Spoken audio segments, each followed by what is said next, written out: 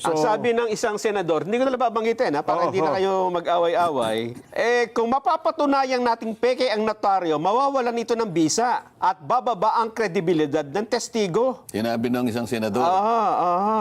Sinabi niya.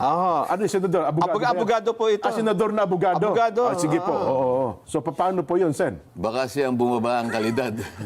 Kasi, hindi ba niya alam, nandun kami, ewan ko kung nandun siya, no? Pero ang sinasabi ko, sumumpa yung witness. Okay. Si Gutesa. So ano man yung pagkukulang, halimbawa, aminin na natin kunwari lang, granting na talagang hindi yung pumirma, granting na nakuha ni Gutesa yung pangtatak. Ano? Siyam na meke. Yung stamp. Pagkatapos nakuha pa niya yung notarial register na nakatago Pati yung mga numero. Makapal na libro, journal yun eh. I-assume natin na alam niya kung saan niya kukunin yung number. Siya yung naglagay, ano? Pagkatapos nakuha niya yung dry seal, at siya yung naglagay ng dry seal. Okay? O di peki talaga, no? Kaya lang sumumpa nga siya. Humarap siya sa committee. Pagkatapos, binasa niya yung kanyang sworn statement. At pagkatapos nun, in-interpellate siya. Pinagtatanong pa po siya doon. Buong bansa ang nakikinig. Parang, ang ibig lang sabihin nun, nawala na, kay Menotaryo wala. So hindi. Doon na napunta eh. So, Kaya yung curative effect nung nandun na yun. Kaya wag mo sasabihin na nawalan ng visa yung... Kung halimbawa, private document lang, halimbawa, deed of sale, baka sakaling maniwala ako. Hindi naman na subject sa ano yun eh.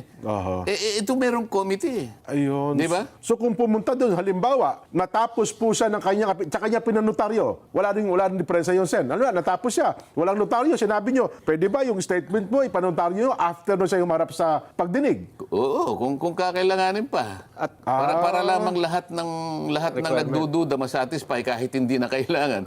Sige, panotaryo nyo uli. Wala namang problema kung panotaryo mo. Ayun pala ang ibig sabihin noon. Well, doon Alam mo, hahanapan na lang ng ano. Diyan mo makikita. Hahanapan ng butas. Diyan po kayo magpakatalino. At ang gagawin kasi diyan, ang lahat, sasabihin nila, tingnan mo si Senator Marcoleta. Siguro siyang may kagagawan yan eh. Ayun na nga po, lumalabas na yun. Wala po akong kinalaman. Kasi ang binilin ko sa kanila, kung talagang buwang loob mo at talagang ikaw ay naniniwala na dapat mong ihayag yan, bukas kailangan 8:30, nandun ka na sa Senado.